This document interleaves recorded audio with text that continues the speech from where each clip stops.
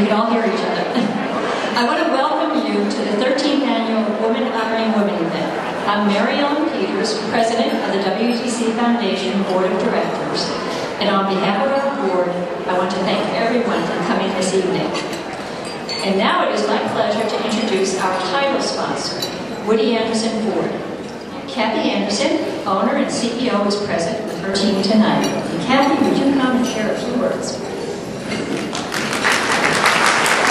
Thank you and good evening. I have to use these, so just excuse me. First of all, I just want to thank you for giving Woody Anderson Ford an opportunity to sponsor the WEDC Foundation. It's an indeed pleasure and an honor to be a participant in any capacity here. I've watched it grow over the years, and it's extraordinary, the growth, and women helping other women to be the best they can be. It's just an extraordinary thing to watch. In the last 15 years, it's been amazing. But what really impresses me is that WEDC recognizes the hard work and effort and contribution that women make in this community every day. And sometimes I think those things kind of get overlooked, and then we turn around and we say something magnificent that's been created by one of them, and they recognize that. But I really would like to share with you some interesting facts and figures about the economic power that women wield in the auto sales market. I believe that these figures are reflective of the influence of women in the economic life of the United States overall. As an example, 2013, women accounted for 39% of all car purchases in the U.S. When you consider that 15.6 million cars were sold that year, nearly 40% is a sizable portion. So industry analysts believe that women make or influence 85 to 95% of car purchases. As a result, the auto industry is increasingly thinking and looking into the significant influence of the female car buyer. Okay, so we know that the internet gives consumers the ability to educate themselves before making a buying decision, but brick and mortar dealerships like ours must pay more heed than ever to the customer's experience we offer, an experience that embodies trust, reliability, familiarity, and more important than anything else that we can give you is an experience of a personal one and not just another financial decision. So as we go along, as women, we have a tremendous opportunity to shape the world around us, and not just through our buying decisions, but through our everyday activities in the way that we interface with people and the things we contribute. And tonight, we get to celebrate a group of women who have just done that. So thank you very much. It's a privilege to be here.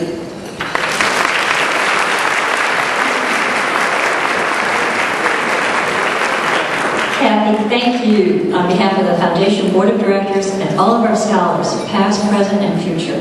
You're helping to make a tremendous difference in this community.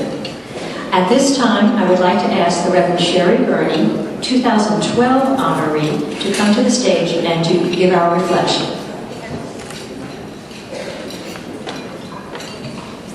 I'm going to do like I do at church on Sunday. I want you to look around. Is this not awesome? I mean, really, this is awesome.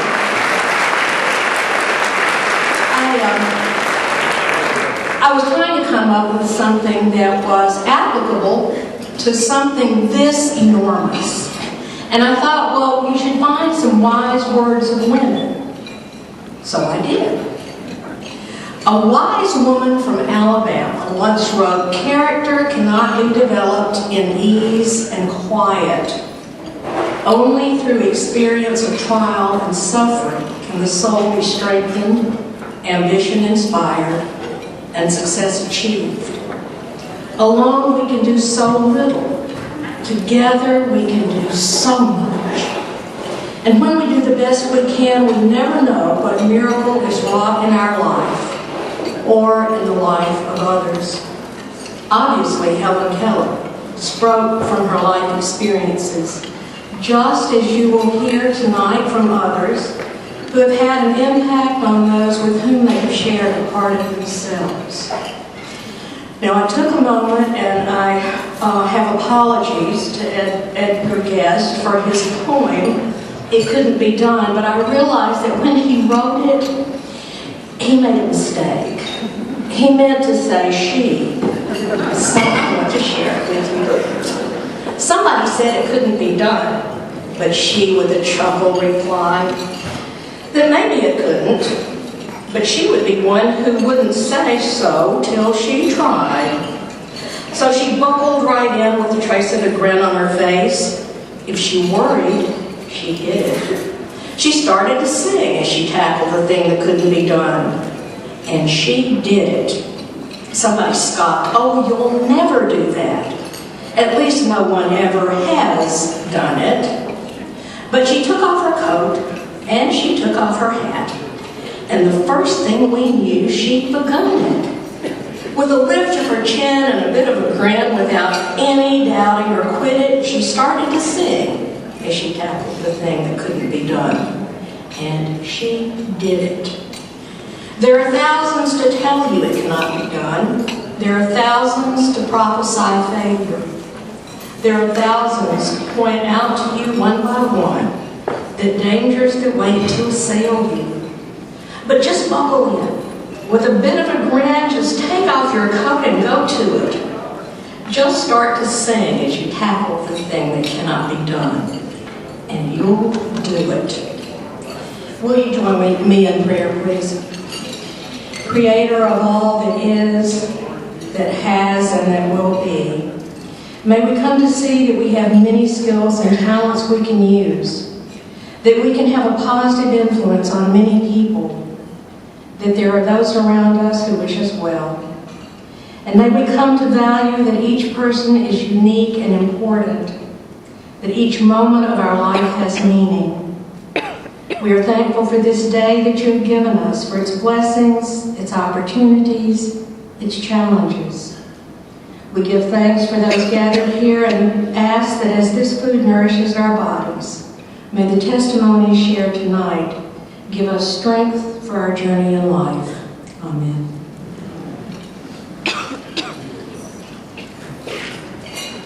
Reverend Vernon, thank you very much for those beautiful words. The theme for this year's Women Honoring Women event is Dare to be Great, symbolizing the organization's continued mission of helping women achieve self-sufficiency and economic independence by providing mentors, development opportunities, grants, and scholarships. We have had great support over the past years, beginning with the very first Women Honoring Women event in 2002.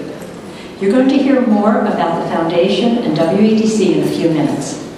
But now it's time for me to turn the program over to our 2014 Women Honoring Women MC, Beth Jett, news anchor for Channel 19 WHNT.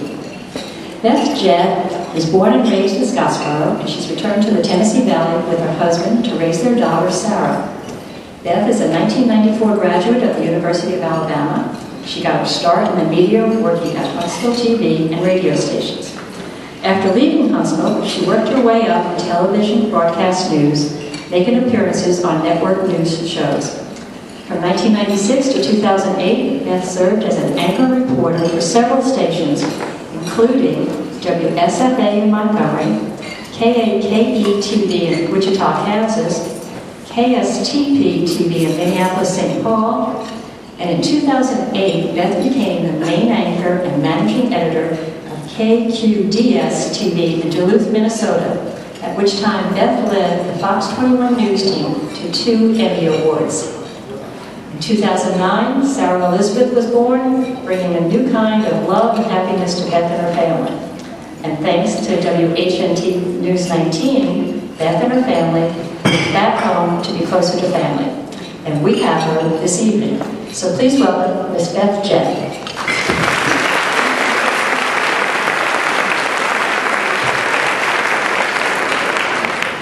Thank you, Mary Ellen. Well, good evening, And thank you so very much for choosing to be part of us and our event tonight, spending some time with us for such a good cause. We are very excited to announce our 2014 honorees and share their stories with you. We are also very proud of our scholars and their accomplishments, and you'll hear all about that coming up.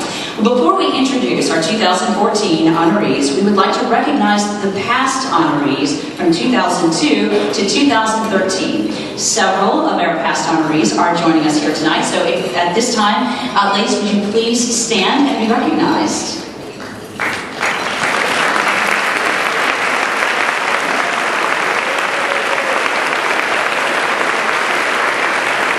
Thank you, ladies. So nice to see you. Thanks for coming back.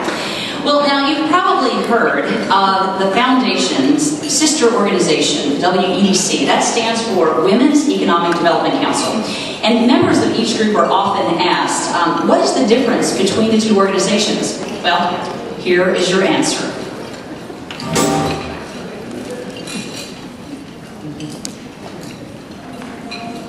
Tonight, we celebrate 20 years of hard work by women for women, daring many more women to be great. We do really care for these women and what they want to do with their lives. And that's the great thing, is that we're seeing changes and we're moving that forward.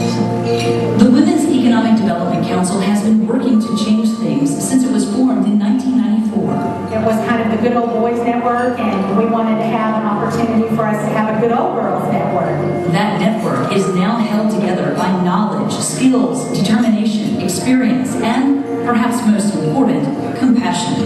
You know, I think every woman has some obstacle in some form or fashion, whether it's being in a male-dominated industry, being the only woman at the board table.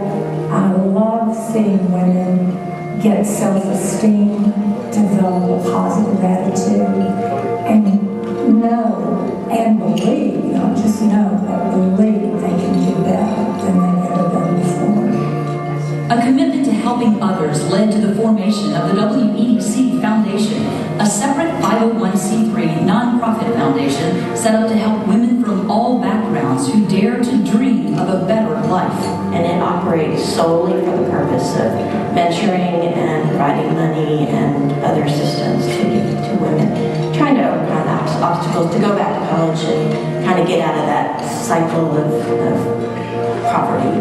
Our promise to our scholars includes scholarship checks of up to $1,250 per semester, and the money comes to them with heartfelt reminders. Our treasurer put a note in the checks. We believe in you. You can do this. I've had 3 scholars already call me and say, oh, it's going to go on in a minute where I can read it every morning. But it has helped me to pay car payments. I hope to one day be able to be a mentor on the foundation so that I can encourage someone who doesn't maybe have that believes in them. You never know who would give you a blessing when you need the lesson. You never know. Lessons come several times a year in the form of workshops where scholars learn new skills and hear priceless advice from guest speakers who share secrets of success for any setting, professional and social. During one of the toughest job markets, I think it's real important to focus on the next generation and keep giving back, giving forward, paying forward. The commitment to the scholars actually reaches way beyond them. This year, 5 of our scholars are single moms. Collectively, they're raising 11 children, trying to give them healthy examples to follow, to show them the possibility of a better future if they dare to be great. And that is why community support and generosity is so crucial. We're not raising children, but it takes a village to create a sustained village. And we couldn't do that unless we had all of our friends, our endowment donors, and the community to say, hey, we believe in you. We believe you can make a difference, not only for yourself, but how wonderful that they can change the lives of your children. And that's why we're here tonight, to celebrate how far so many women have come, to look ahead to how far so many more women can go. It's made me want to excel more, to do better, because I have such a huge backing. and to thank our generous sponsors and donors for supporting the women among us all who dare to be great.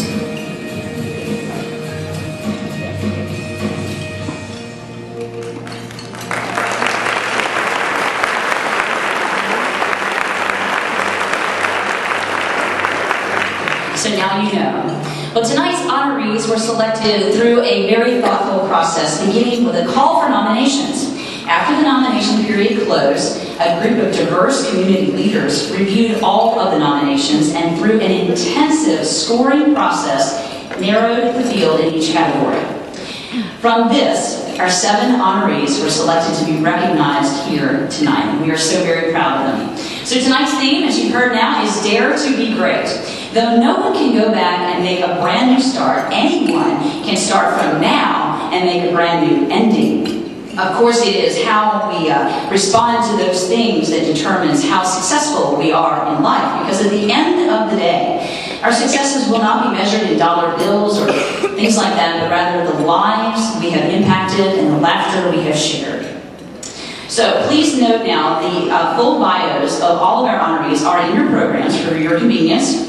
What I am going to share with you tonight is a summary of their amazing lives of these wonderful ladies. So, ladies and gentlemen, I think we're ready now to hear from our first honoree, and it is in the arts, the category of arts and humanities. Our honoree is Donna Rush.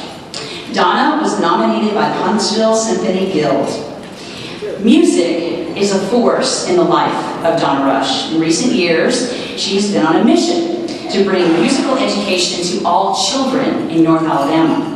Through her volunteer work, she hopes to change the lives of others by sharing that joy that music can bring.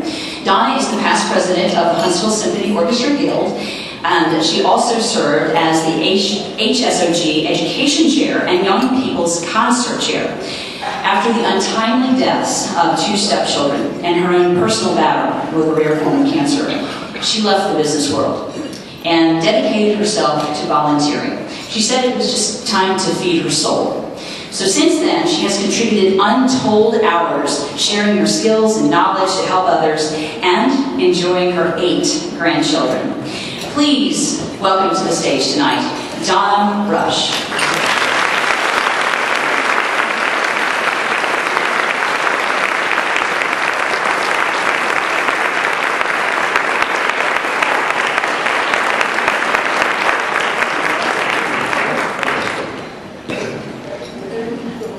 No pressure going first.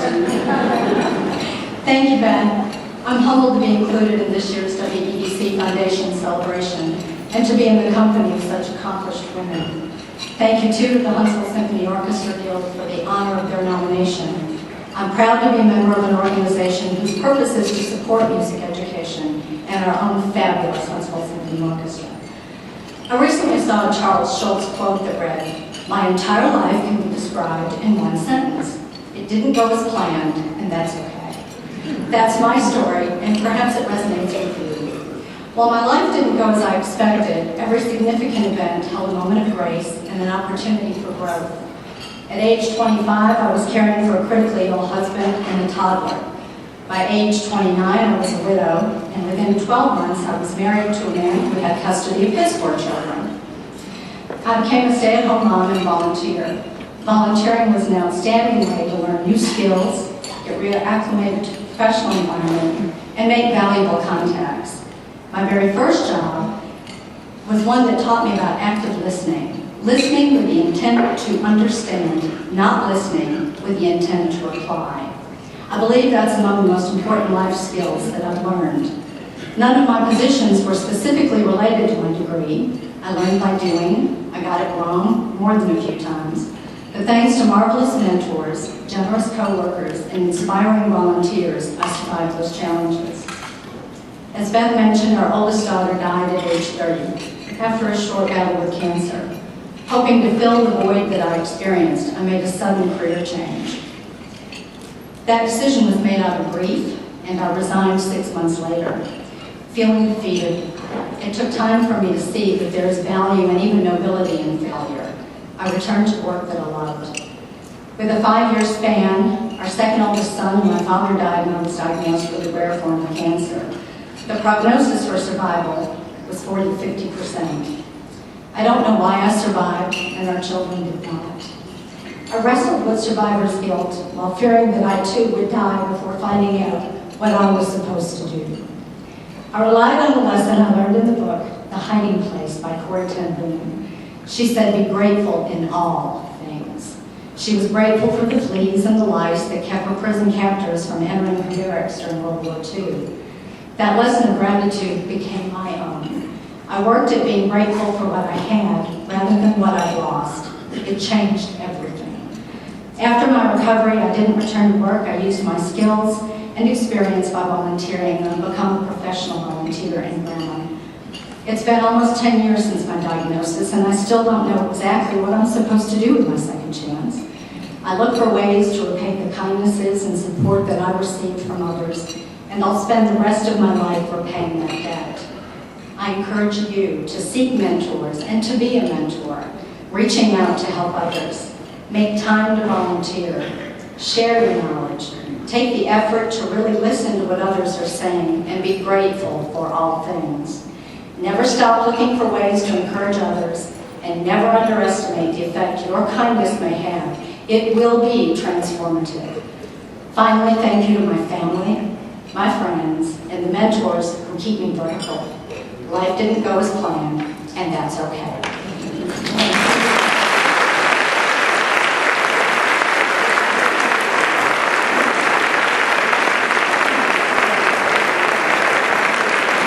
Thank you, Donna.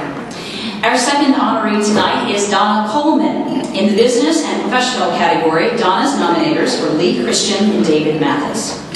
Donna's journey began as a teenage wife and mother, but that did not deter Donna from believing she could be and do anything she wanted. It just meant it might take a little longer.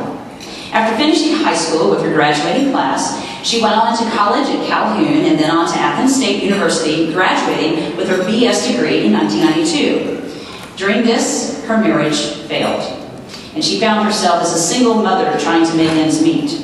She believes her survival instincts kicked in at that point in helping her find a way to support her family that ultimately led to her reaching her goals.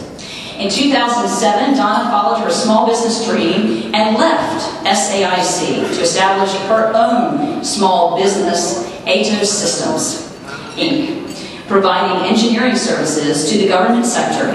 Her most recent honor was being selected as the 2014 Huntsville-Madison County Chamber of Commerce Small Business of the Year in Government Contracting. Ladies and gentlemen, please welcome Donna Coleman to the stage.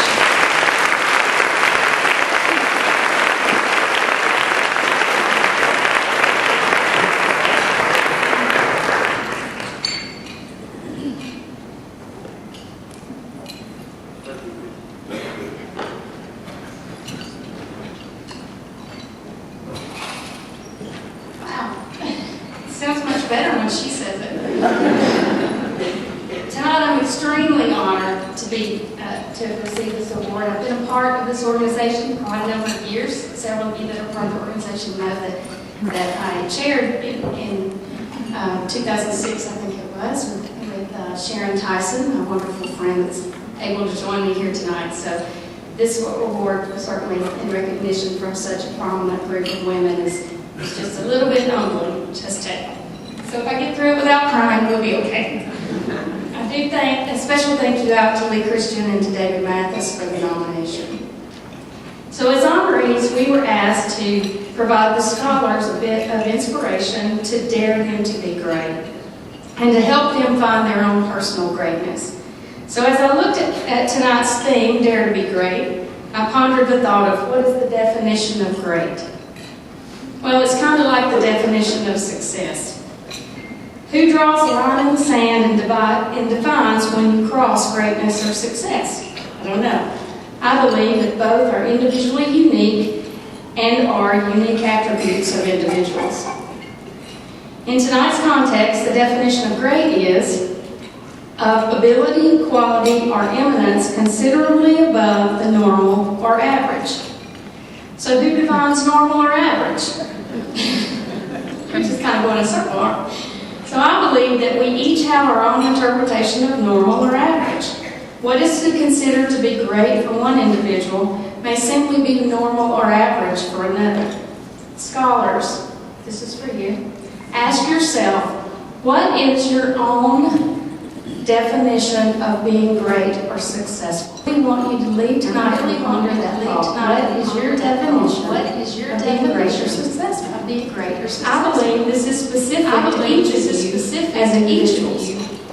Each of you should seek to define your own greatness by maximizing your abilities and qualities and pushing yourself to exceed beyond your normal. And just because you're normal and just because you're someone else is different from doesn't in any way diminish its value or importance. I believe that greatness is an internal confidence in our own abilities and an outward action of continuous support and service to others. Greatness or success is a feeling of ability to influence others, positive activities, a feeling of self-worth and accomplishment that we share with those around us. As you may have read in my bio, my own journey started as a teenager, where my own decisions were my own personal environment choices and a series of events. No longer was I free,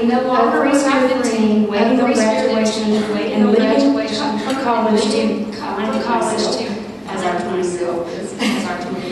But rather, I was a teen who had been catapulted into survival. A few years later, when things further changed in my life, I became a single mother at the age of 23. I determined that what I really wanted and what success was for me was to simply be self-sufficient. Once I became self-sufficient, however, my focus on continuing to strive to advance beyond my own new normal is what I believe is why I'm speaking to you. So my message to you scholars is to find your new normal. Most likely you haven't already found your you will find that it is usually at your lowest point that you will find and set your own personal goals, and ultimately turn into your own personal greatness.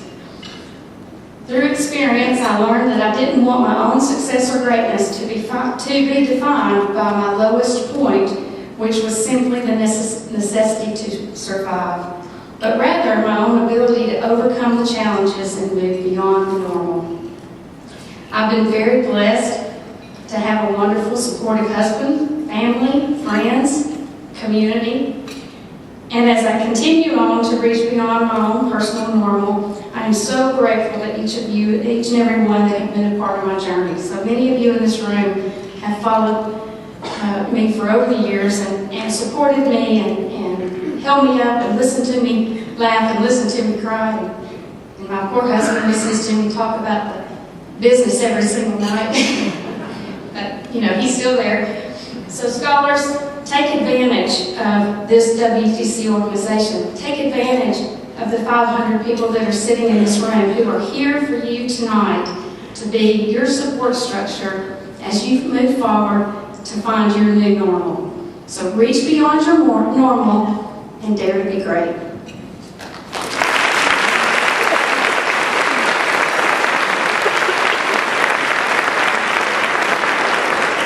Thank you, Donna. Our third honoree tonight is Ellen Jimerson in the category of Community and Public Service. Ellen's nominators were Jennifer Sherman and Carolyn Lord. Ellen Jimerson is the founder of Huntsville Immigration Initiative, LLC, and she serves as a minister at Weatherly Heights Baptist Church. Ellen was a child of the Civil Rights Movement. She was inspired by her parents' work in civil rights to tackle a major injustice issue of our time, the exploitation of immigrants. In 2009, the Jimerson family faced a tragedy which took the life of their daughter, Leanna, a thriving 16-year-old Grissom High School student. The irony, Leanna was killed by a drunk driver. The drunk driver was an illegal immigrant. Ellen wrote and produced an award-winning documentary that addresses Latino immigrant issues, including root causes, beneficiaries, injustices, and deaths. The second, Cooler, which won Best Feature Documentary at the Peace on Earth Film Festival in Chicago, and the Film Heals Award at the Manhattan Film Festival in New York in March 2013, and many, many other awards since. Her voice has helped educate the community to the plight of 12 million immigrants. Her organization is actively involved in finding legal solutions to stop the abuse and deaths linked to immigration. She is very skilled as a facilitator and peacemaker without losing her passion for justice and mercy. Please, ladies and gentlemen, welcome to the stage tonight, Ellen Jimerson.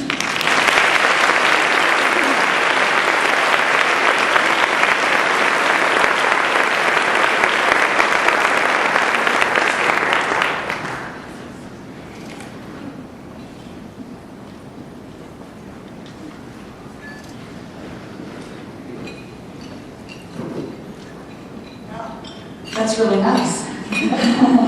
Thank you, Dad, for such a sweet introduction. It really is a pleasure and an honor to be here tonight, and just so exciting. So I have tonight a few words to say to the young scholars that I hope will be words of wisdom. First of all, never ever take yourself out of the running. Make them kick you out. Back in the spring of 2008, the wildly naive idea of making a movie took hold of me. I had never made a movie in my life. I hardly took pictures of my children. I sure didn't own a video camcorder. So can you imagine the eye rolls I got when I started telling people about my big idea? Eye rolls really have a way of making you think that you cannot. But here I am today, a bona fide filmmaker. I'm glad I didn't let those eye rolls cause me to take myself out of the running. And as the awards and the invitations to screen the film indicate, I didn't get kicked out either. Second, when you need help, ask for it. If you're like me, you don't especially like to ask for help. But big, naive ideas require a lot of help if you're going to realize them. I've asked for help all along the way, for money, for Martin Sheen's narration, for technical help, and creative advice. I've asked for photographs, music, and endorsements. Sometimes people said to me in emails, in capital letters and exclamation points, no. But mostly, people said yes. When I compiled my list of credits to run at the end of my movie, there were around 350 people who had said yes to my request for help. Third, and most importantly, walk through every door that opens for you. Can you imagine what I felt when Martin Sheen called my church, said yes, he believed he would do the narration, and he told me to go to a big deal recording studio in Santa Monica, California, and I was to be there in 3 weeks, and I had not yet written the narrator script. And I was going to direct Martin Sheen. You know what you do in those situations? You just do it. You walk through that door that's been opened.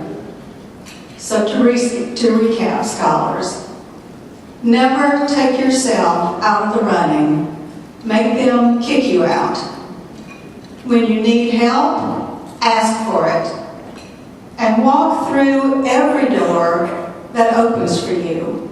And I promise you here tonight that if you will do those things, you will move that much closer to realizing your big, naive idea.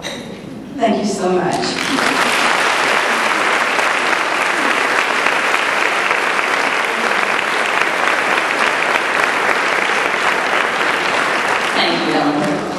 Our fourth honoree tonight is Dr. Pam Hudson in the category of Health and Human Services and Education. Dr. Hudson's nominator is Lori Light. Dr. Pam Hudson currently serves as Chief Executive Officer of Crestwood Medical Center and has exhibited tremendous leadership and played a critical role in the growth of Crestwood Medical Center during the more than 26 years she has served the hospital. As one of a small number of female physicians in upper management positions within community health systems, Dr. Hudson has influenced and enhanced the practice of medicine by utilizing her physician's compassion for patients to impact the business side of healthcare. She's the first to ask, what is best for the patient? Her focus on providing safe, quality health care with service excellence continues to lead the Crestwood culture of putting care and concern of the patients first. Dr. Hudson leads by example, giving of her time and her talents and expertise to numerous organizations and individuals within our community. She has served as a role model for all women in the pursuit of higher education and career aspirations. Please welcome to the stage tonight, Dr. Pam Hudson.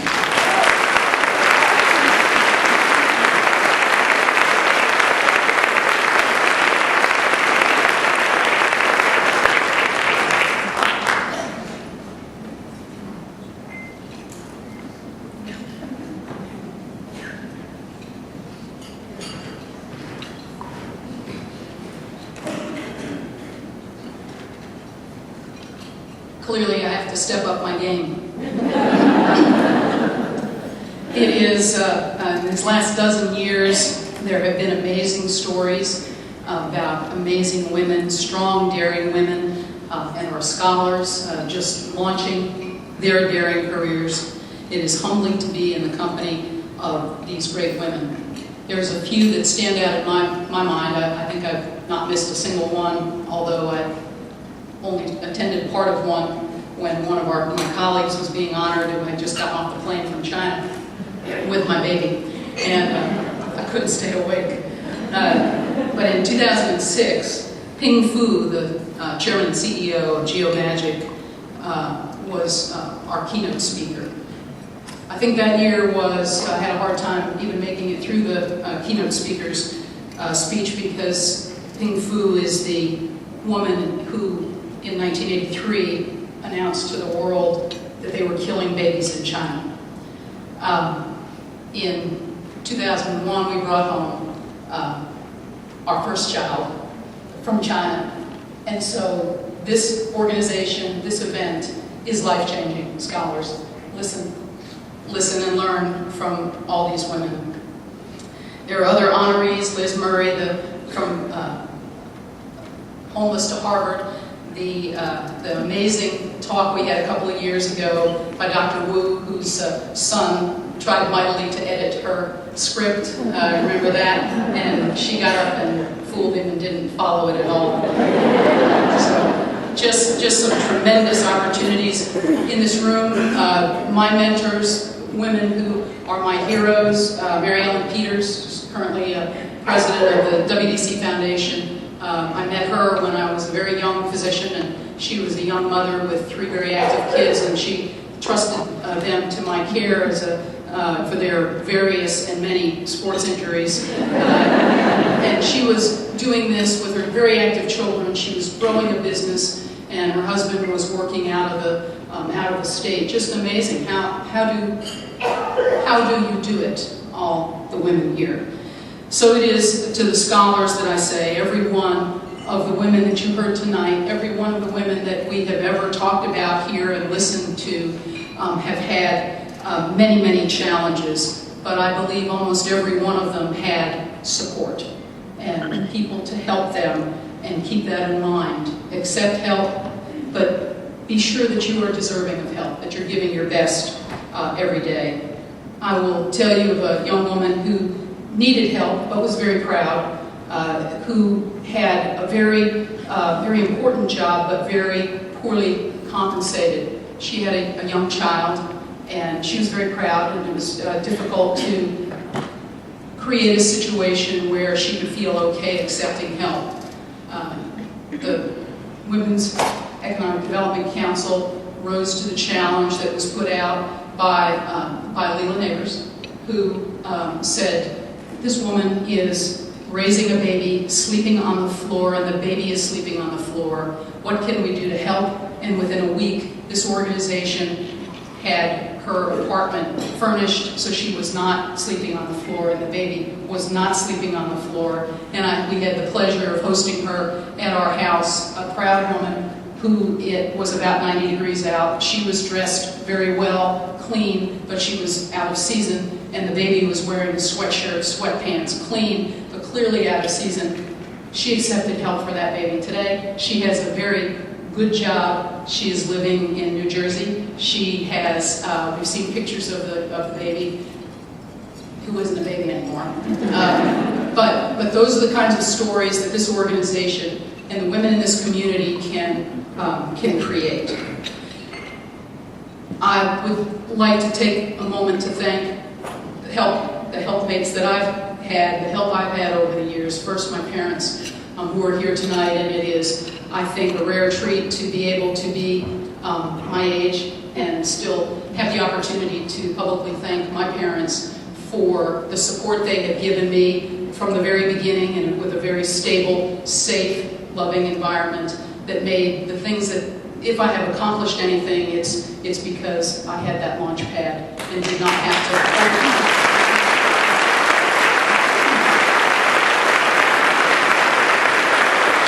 Of course, my family, my rock, is you can't go out into the world, as you all know, unless things are in good shape where you came from. So thank you, and to my team. I'll mention later the special place in my heart for nurses, especially. Yeah, I like the doctors too, but we have a great team, and I appreciate the nomination. Every one of the women here also had role models. We've heard our folks tonight talk about not only the help that they had, but the role models. And I believe that's the greatest gift that the Women's Economic Development Council and Foundation provide, is vibrant women role models that make you dare to be great. And that has been, it's been very inspiring for me. It is a lot less scary out there when you know that someone else has done it before. I am exceedingly fortunate that both my passion and my career are focused in the same discipline, and that is the discipline of medicine. It is a privilege to have been at the bedside for 10 or 12 years of my career. Caring for people at the bedside is a very powerful, personal, healing, caring moment that I believe the caregivers have the opportunity to flourish and grow from those interactions, just as the patients hopefully do. I've delivered babies, and yes, I cry every time I did. Tried not to let anybody see. When you got your hands kind of full, it's and I've also had the privilege to help people on the other end of life, and I think that how we do our departing is just as important as how we do our arrival, and medicine is a way that you have an opportunity to participate in both. We've also had some community challenges. I was the physician on duty in 1989 when the tornado ripped up Airport Road, and had an opportunity to see what this community can do in caring for each other. We've had, unfortunately, many other opportunities to demonstrate that, and it is really a privilege to have had those experiences. I have not done something that I heard the other day with the very talented and giving medical professionals that go to third world countries to go to do things like take care of people that are in the midst of the Ebola crisis. That is something that is a very difficult thing. We've had many opportunities, and I hope you will hold those caregivers in your hearts. I think a word to the scholars about flexibility. I had no idea that my career at bedside medicine would change and that I would be doing anything like what I'm currently doing.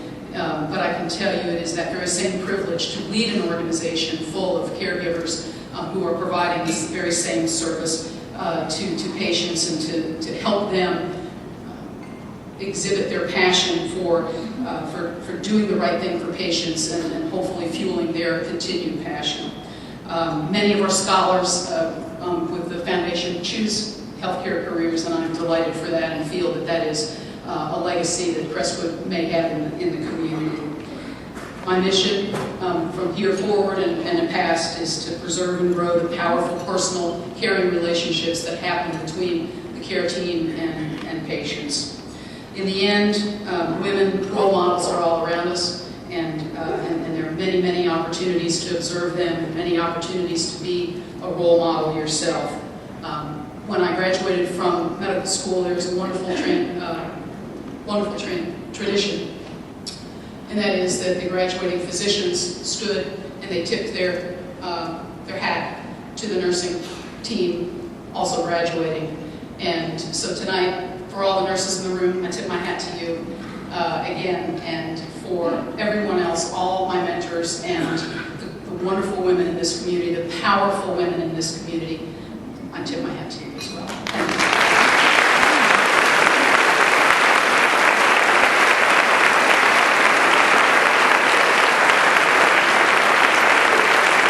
Thank you, Dr. Hudson. Our fifth and sixth honorees tonight are a unique but dynamic duo. Nancy Jones and Eula Battle are being recognized this evening in the education category. Nancy and Eula were nominated by Renee Bartlett. Nancy grew up in Washington, Indiana, attended Indiana University, married her high school sweetheart, and began her journey of service and advocacy for military families. During her 43-year Army spouse role, which included 25 moves to 11 states and 4 tours in Germany, Nancy taught in elementary classrooms in the U.S. and in Department of Defense schools overseas. So she saw firsthand the challenges military children face.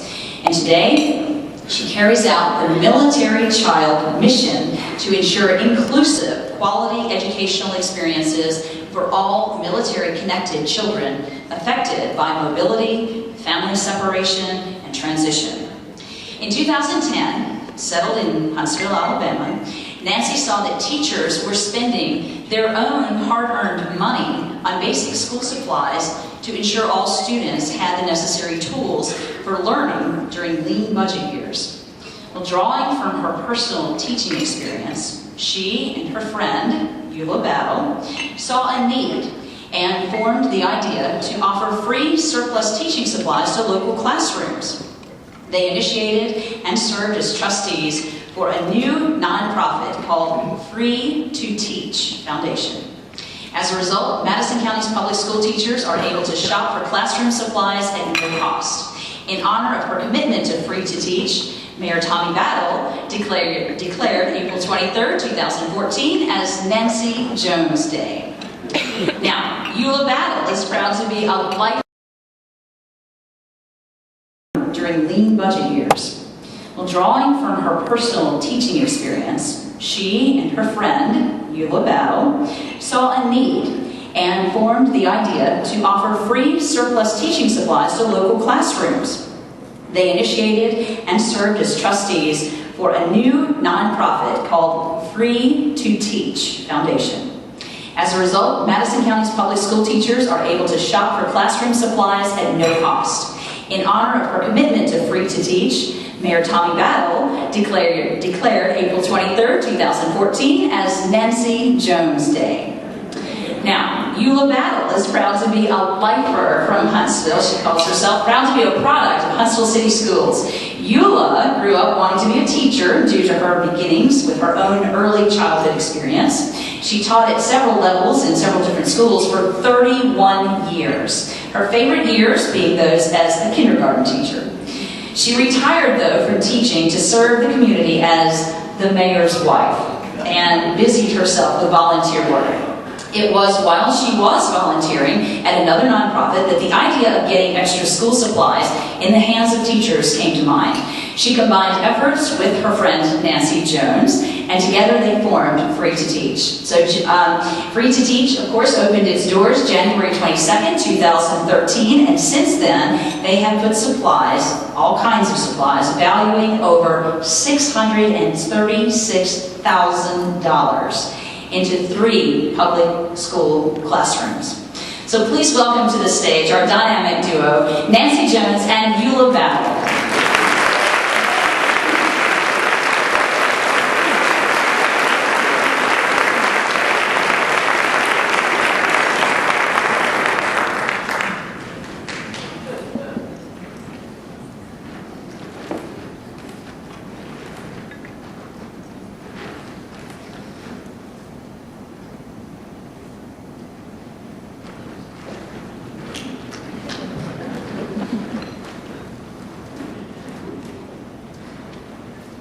Good evening. I want to thank, first of all, the WEDC Foundation for this wonderful celebration for Women Honoring Women. I'd also like to thank all of you for being here tonight to recognize our efforts in creating Free to Teach. Also, thank you, Renee, for nominating us. One other opportunity for me to stand in front of a bunch of people and talk, but we'll get through it. And I would especially like to thank my husband, Tony, for all of his support over the last 48 years. He never is quite sure what I'm going to get him into, but he's always been my biggest fan. My story starts with a couple of big boxes of school supplies that were left over from a back-to-school product drive. My friend Eula and I were volunteering for this event, and we discovered these supplies in the back of the warehouse. We both are teachers, and we both realized how much classroom teachers would really like to have these supplies for their students. Teachers are that interesting group of people who, when they're hired for a position, they immediately begin to spend all of their money to purchase everything that they might need to run their classroom. And then they proceed to take care of all their students who might not be able to afford all the supplies that they might need. I think you would be surprised if you knew that most teachers spend between $500 and $1,000 of their own money every year to purchase supplies. And you know that teachers do not go into this profession for the high pay. We soon learned that many local businesses donated supplies, surplus supplies, to some schools or stored them in warehouses. Many times useless or useful items were just tossed out for lack of storage. One friend I was talking to one evening said, and after he was listening to me talk about this over and over, he said, "Nancy, you really should open a store now." I do not have a business background. I am an educator, and I know close to nothing about running a store. But we really thought that this idea would be a great way to show our teachers how much we really valued their effort. And so it began. On a trip to the Magic Kingdom in Orlando with 2 of my grandsons, a dear Army friend took me to the teacher's store where she volunteered. This was exactly what Eula and I had been talking about. And so we both went down there for a visit, and we had our dream. A store that provides free supplies to teachers. If you don't have a dream, how can you have a dream come true? So we gave our dream a name, Free to Teach. And over the next 2 years, we talked to anyone who would listen to us. We collected supplies. got a location, recruited volunteers, did inventory, washed and assembled store shelves, we did inventory. We put our store together, brought in more product, and did inventory. And finally, in January 2013, we opened our store for the first shoppers. A dream doesn't become a reality through magic. It takes a lot of sweat, determination, and hard work. But it was so much fun seeing the delight in those teachers when they realized they could fill a shopping cart and not spend any of their own money. The lesson from my experience is that you don't have to be great to start, but you have to start to do something great. You need to dare to accomplish the things that you've only dreamed about doing. And it really is amazing what can be accomplished when you really don't care who gets the credit, you just wanted to get it done. Thank you all so very much for being here tonight, and I am so honored to be here. Thank you.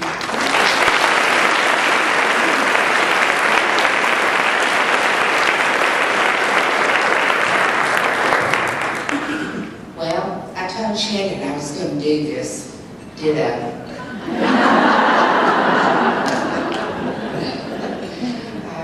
That's a hard one to follow. She's taking care of all of that for us, and I appreciate it. Good job, Nancy. I actually want to thank you for being here tonight, my family, my friends. It's a wonderful honor. And WEDC, I appreciate the recognition that you give Nancy and myself. I know that tonight's theme is Dare to be Great, but let's step back a bit. I'm not sure greatness is something we all strive for. It seems to me it is something others attribute or decide about us. However, there are attributes that we must attempt to develop if we dare to be great. I would challenge us all to dare to be principled, dare to be steadfast and effective in our relationships, and dare to recognize that we have a responsibility towards something greater than we are. First, dare to be principled. The most read book in the world is the Bible. It teaches us to honor our mothers and our fathers. And what they mean in part by that is to honor what our mothers and fathers taught us.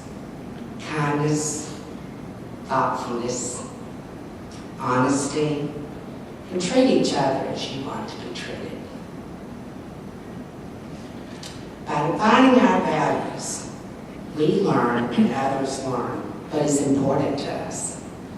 Our values become a guiding force in every decision we make. Dare to be principled. Second, we must dare to be steadfast and effective in our relationships. By this I mean be reliable, honor confidences, be selfless. Give generously of yourself and experience the joy of giving without expecting anything in return. One of the most effective ways to show you are serious about life is by the time and energy you spend on your relationships. Some say it's the reason for life. The experts even say increasing your success improves your relationships. And it involves working on them. We need to dare to be steadfast and effective and always improving our relationships. Third, dare to honor the responsibility we have towards something bigger than we are. We have an obligation to develop and use our talents in some way that fits into the greater good. It's been said that whatever you give back to the world is the rent you pay to live here.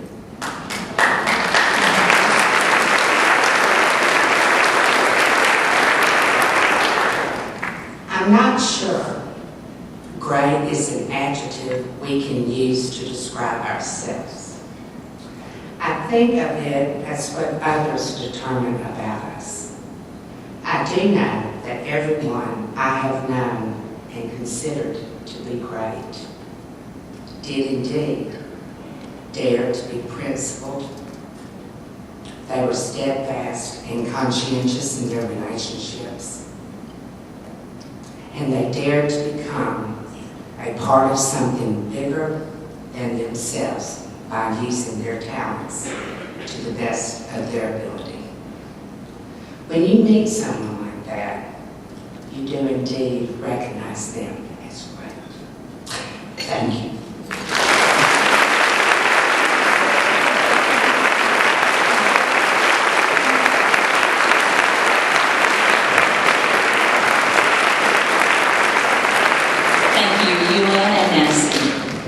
Our seventh honoree tonight is Miss Dorothy Davidson. She's being recognized this evening in the technology category. Dorothy was nominated by Katie Borsarge and Lane Fabby. Miss Davidson is the current CEO of Davidson Technologies, Inc., leading more than 200 engineers in missile defense activities, system design and integration for support of Department of Defense systems. Ms. Davidson provides leadership and company vision for future operations and development in major governmental and industry markets. Only 8 days after the passing of her missile defense pioneer husband, Dr. Julian Davidson, Dorothy walked into a meeting of company employees at Davidson Technologies, convinced that per her late husband's desires, she would sell the company. Yet, facing 100 or so men and women, the stress etched in their faces, she made her mind up to assume the reins of the company and lead it forward. Her path would not be an easy one. On the heels of a recession, in face of an impending drawdown in defense spending, she was determined to remake her husband's company into one that would survive the coming downturn in defense markets. By some accounts, she is marching to the beat of a different drum. But in Dorothy's words, she says, "I will not apologize." She has proven that success comes by sticking to core values, even when traditional wisdom says compromise and follow the crowd. Please welcome to the stage tonight, Miss Dorothy Davidson.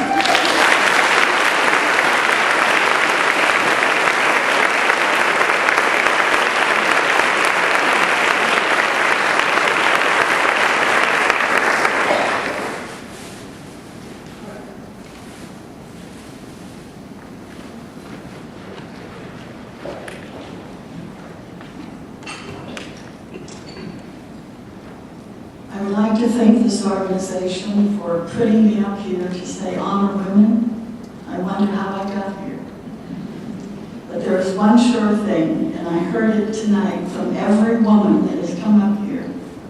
And I heard it from some of you out there that I've talked to. If I'm losing my voice, that's me, it's the weather. However, one thing was common. It takes work, it takes planning, and it takes not giving up. And it takes believing in something.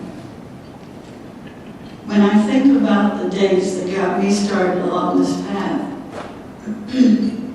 it started when I was about 6 years old climbing a tree. I looked out and I said, that's where I want to go. Where I was looking was towards Switzerland. I had the opportunity of seeing Shirley Temple. So Switzerland it was.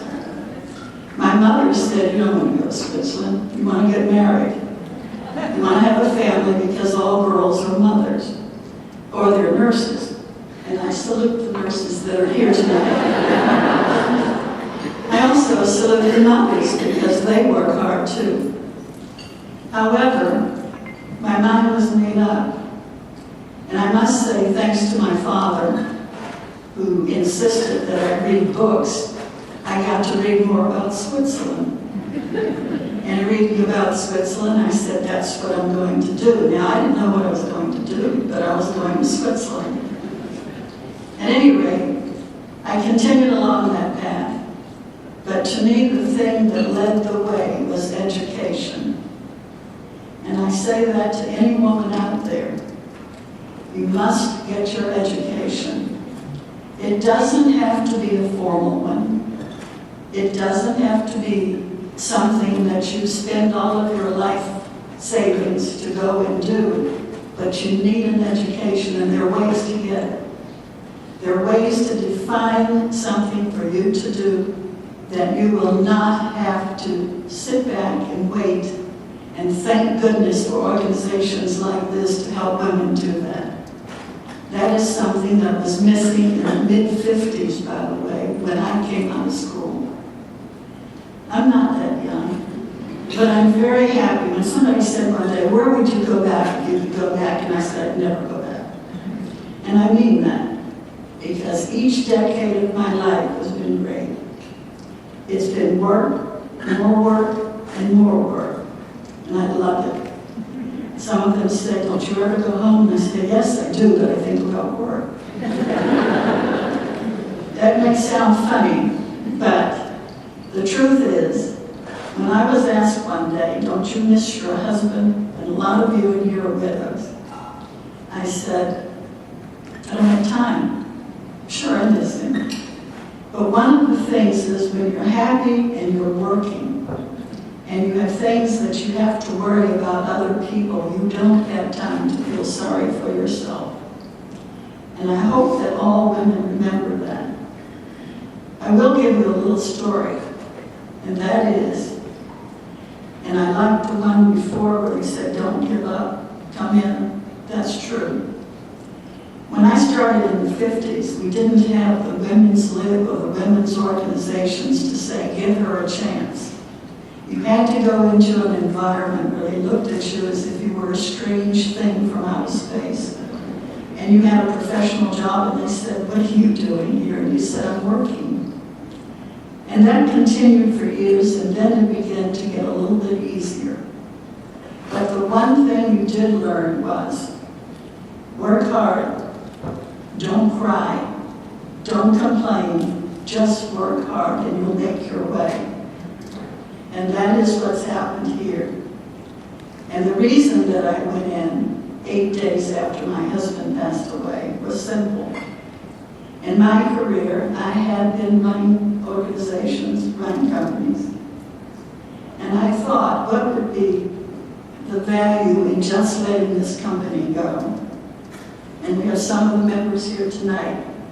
And I will say that we do have a company with good support, good people. Why let a company fall down on its face because of that? And I will say that that company has not done it, and any woman in this room could do it. Believe me, women are strong. So the only thing I can say to those that are coming along and to those that want to do it, get up. Don't sit back and wait for somebody else to point the way. Just get up and do it. Good night and thank you.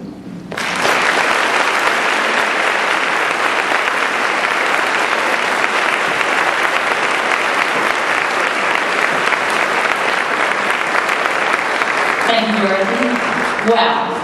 What a great group of women who now join the elite group of 70 other Women Honoring Women honorees. Please join with me again in congratulating them one more time.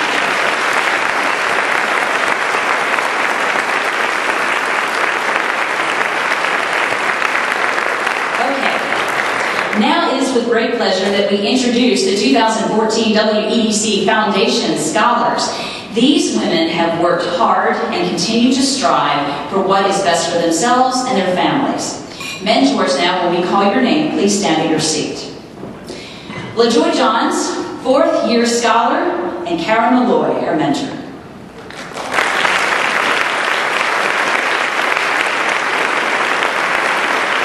Mia Epperson, 3rd year scholar, and Darlene Stanford, her mentor.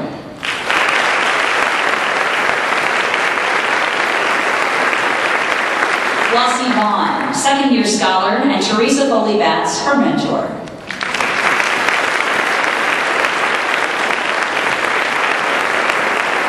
Leslie King, first-year scholar, and Carrie Tremco, her mentor.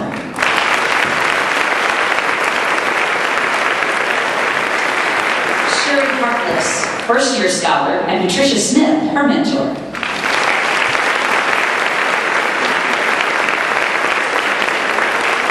Adrian Briggs, first-year scholar, and mentor Veronica Oden.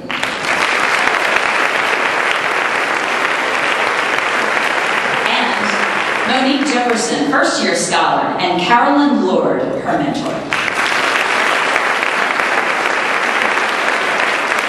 Now, indulge with me for a moment and let me brag on these ladies for just a bit.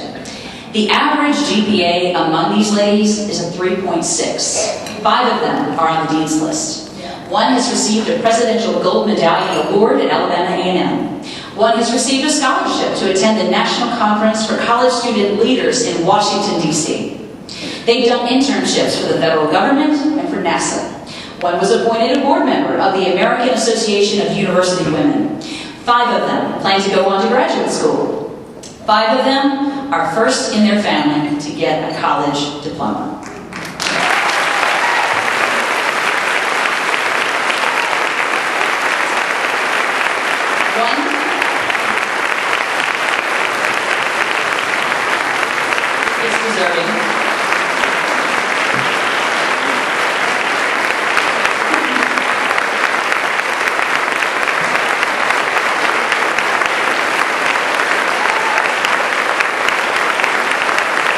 Let me keep going though.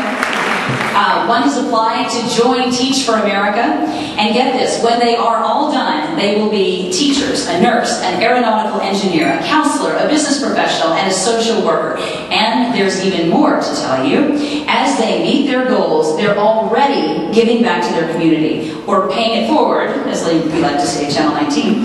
Their volunteer work already includes working with Habitat for Humanity, quarterly volunteering at Project Hungry, working at a college wellness center to teach children how to swim, volunteering for Big Brothers and Big Sisters. So you are guaranteed that your dollars, your generosity, your time and energy that you have spent with us tonight is being well invested, obviously, in people who have dared to be great and are overcoming life's challenges one step at a time.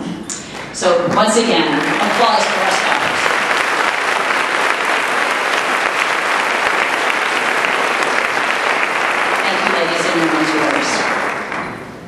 Well, we cannot forget the one individual who works tirelessly to assist these women during their journey. Janice Sanders has the official title of Executive Director of the Foundation, but to these scholars, she's simply referred to as Mother. Thank you, Janice, for your hard work and dedication.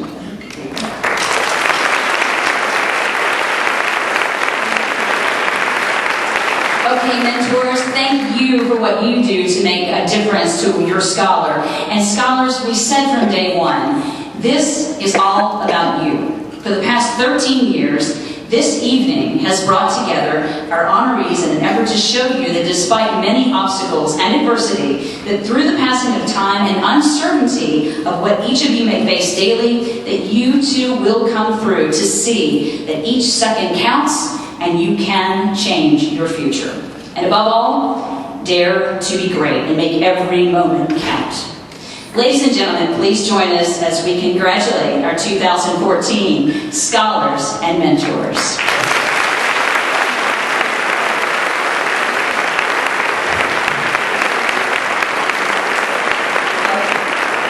One more treat for you, this is a special one. We're going to wrap up tonight's program by hearing from one of our own scholars. Her name is Rachel Lackey. This special young lady has dared to be great over the years and has accomplished so very much.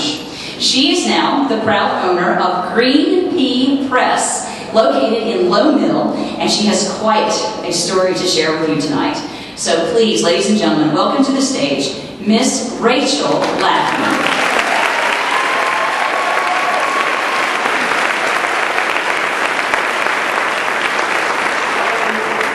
it is definitely an honor to be up here following all these women and very intimidating too. But the great thing about hearing these women speak is that the early part of their stories sound a lot like mine, and that's a really reassuring thing for me to hear. But I became a WEDC Foundation Scholar during my last year of college when I went back after my son was born. As a single mom, being able to use the scholarship money for childcare, for gas to go back and forth, made it all that much more valuable to me. Through the mentorship program and workshops, I learned skills that weren't taught in the classroom, but were imperative for success in the workplace following graduation. Most important to me, though, were my fellow scholars.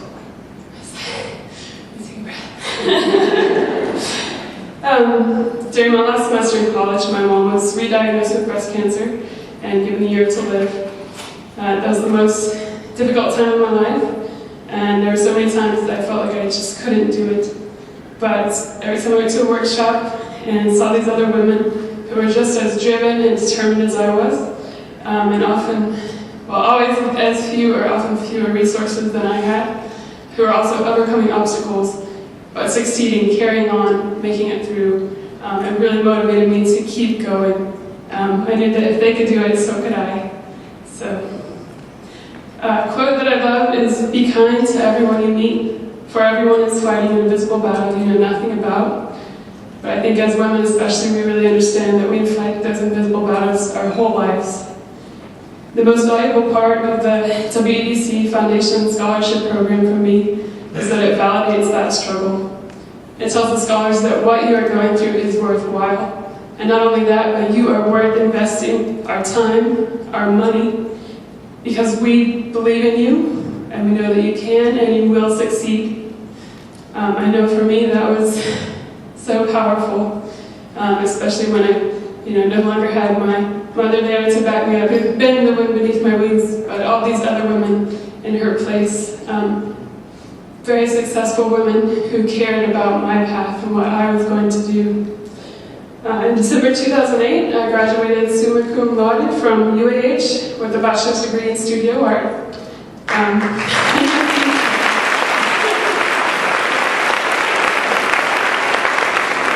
Yeah, at the time, nobody really clapped when I told them I had an art degree.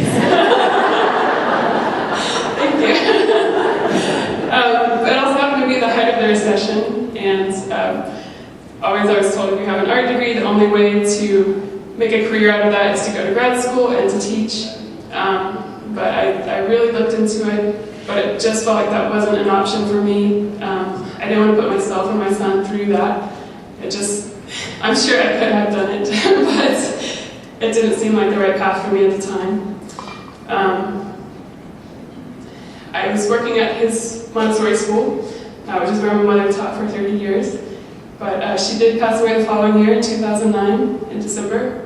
And then just after that, I found out I'd be losing my classroom as well. So being a part of Low Mill from the beginning and volunteering and being involved with other arts organizations there, I found out they were developing the first floor, and somebody happened to have a press, which printmaking is something I had focused on in school. And so this idea started coming to me, and I just did a lot of research, I did a lot of footwork, and I applied and wrote a proposal for creating a community print shop in 2010. And then by the end of 2010, we had a space, we had equipment, I had members. We really got started in 2011. We officially launched Green Pea Press. Just like everybody says, there's so many people who would say to my face, what are you doing? What do you think you're doing? And you can hear those naysayers, but you don't have to listen to them. But sorry, I'm way off here. But just this year alone, now it's 2014, so we're in our 4th year. We've had our first intern from UAH, and we're looking into creating a recurring internship program. We're in the process of hiring our first employees and hoping to expand our studio space. We've already expanded twice, but we're hoping to expand again. We've been hired by major marketing companies based out of Manhattan and Brooklyn, featured regionally as Southern makers and described as some of the top talent working throughout the Southeast today. And then I was just recently featured in a promotional video for the UAH Liberal Arts Program as an outstanding alumnus. And now galleries are calling me to exhibit my work instead of the other way around. So that feels pretty good. Just yesterday, a man in his 50s came to me because he was told that I had developed a successful business model and he wanted to learn from me before he launched his own business. And I had to ask myself, how did I get here that he's coming to me for business advice? And one of the questions that people have asked me over the years, maybe the ones who didn't want to see in my face, what do you think you're doing? But they said, so how did you know you would be successful in doing this? And I have to laugh because I couldn't know. And I couldn't see into the future. I did have a vision. And I think that's what the women of this organization saw in me. When I came to them as a young single mother working in food service and looking for a way out, I just needed a leg up. And that's, there we go, sorry. It is going to happen at some point, but I just get so emotional because it means so much to me, this organization. The women on the board, especially Janice, as I say, she is mom, and she's been there for me far beyond the program.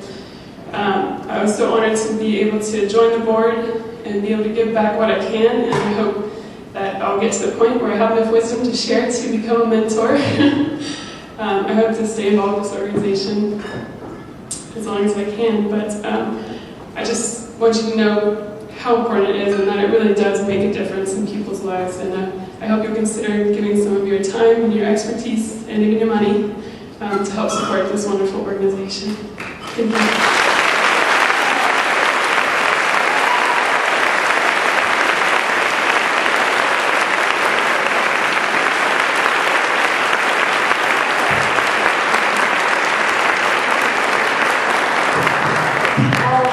Say is, goodness, has this been a great evening or what? If it's true that we are a part of all we have met, think how fortunate we are tonight to be in this assembly, to be blessed with these examples, this drive that is created in us, and to share it with one another. When I became a mentor in this program over 10 years ago, I never knew I was going to be standing here and being blessed incredibly over the years, meeting and working with these scholars who, as you already heard tonight, just the statistics on them, they're already well on their way to greatness. You're going to hear their stories as they walk down that path. And those of you who were honored this evening, thank you so much for sharing your stories. You know, if you meet someone, find out what their story is, because all of us have a story.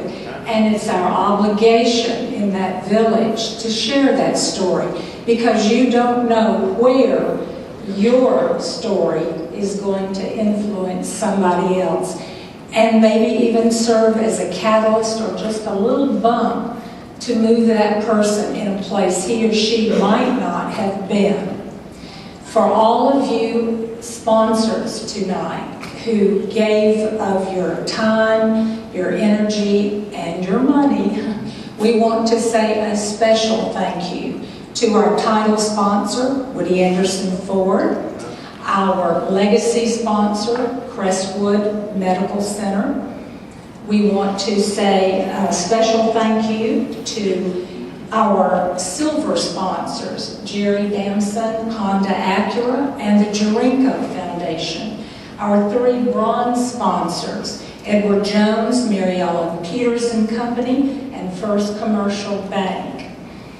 Also to our media sponsor, Channel 19, WHMT, Channel 19, and to our reason for being in the position we're in, the Women's Economic Development Council, our founding organization, our steadfast supporter all these many years, who are all helping us pay it forward with our life story, our experiences, and gratitude that we are in this place at this time, and every one of us can pay it forward. Some more than others, but everybody can do that. Is Beth here? Where did she go? She disappeared, but we want to thank Beth. She's a new board member to the foundation this year, and she created the wonderful video you saw. You always sort of, when Beth comes in, because you know she's going to have her camera running and she's going to ask you questions.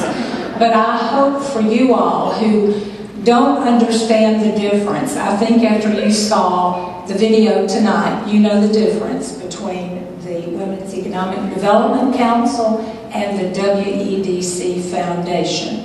We are partners in supporting our scholars, and we thank you all for coming tonight. If you'll look in your programs on page 13, there is a way that you can participate in paying this forward.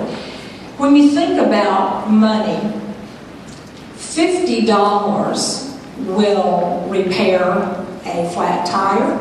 It will put a scholar some gas in her tank. I'm not sure what the current price of gas is, but it will get her to class. It might make the difference in taking a course.